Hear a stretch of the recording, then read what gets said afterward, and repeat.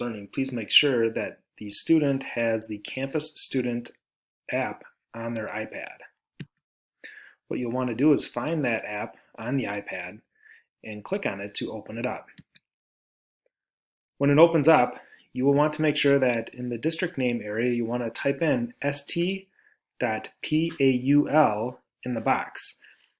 And then you will also want to click in the area where it says state, and it brings up a menu, and you'll select Minnesota. Then you'll click on Search District. The results that come back will be one of a few, and you'll want to make sure that you select the st.paul. It will be in all capital letters. Then you will be brought to the login screen. It will say St. Paul up at the top, and then it will have an area to put in the student username. This will be the S number that is unique to each student, and the password that goes along with the S number.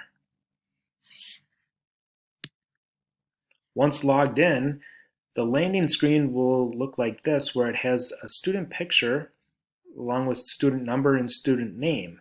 What you're looking for every day is the check-in. It will be in the middle of the screen, and you'll click on the area that says attendance. Once you click on attendance, you will click on the blue box that says yes, I'm here. That will allow you to check off that the student has attended school for the day.